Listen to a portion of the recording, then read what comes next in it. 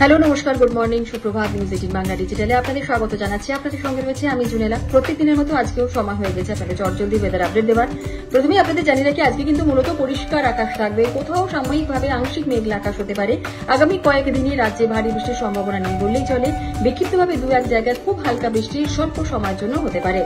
উত্তরবঙ্গের দিকে নজর রাখতে হবে, কারণ উত্তরবঙ্গের ওপরের 5 জেলায় বিক্ষিপ্তভাবে বজ্রবিদ্যুৎ সহ বৃষ্টির খুব সামান্য সম্ভাবনা আছে।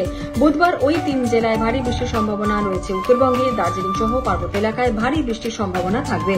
কলকাতার আপডেট এবার একটু জানিয়ে দেবো। কলকাতায় কিন্তু আজকে সকাল থেকেই একেবারে বলাই যায় যে রোদ ঝলমলে পরিষ্কার আকাশ রয়েছে, আর এই রোদ ঝলমলে পরিষ্কার আকাশই থাকবে শহর কলকাতায় আজ।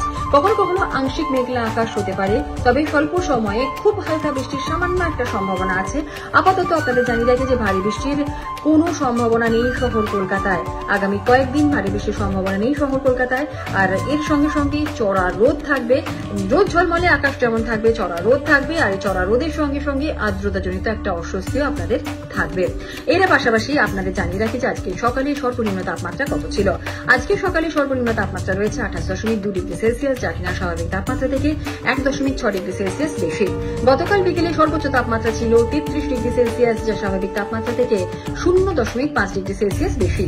বাতাসে এই মুহূর্তে জলীয় বাষ্পের পরিমাণ রয়েছে 64 থেকে 90%। আগামী 24 ঘন্টায় কলকাতা শহরে তাপমাত্রা থাকবে 28 থেকে 30 ডিগ্রি সেলসিয়াসের আশপাশে। মোটের ওপর হাওয়া অফিসের এই আপডেট, হাওয়া অফিস কি জানালো সেটাই আপনাদের জানালাম। আপাতত এখানেই শেষ করছি। সকলে ভালো থাকুন, সাবধানে থাকুন, সুস্থ থাকুন এবং অবশ্যই আজকে আপনাদের দিনটা খুব ভালো থাকুক, ভালো হোক, শুভ হোক।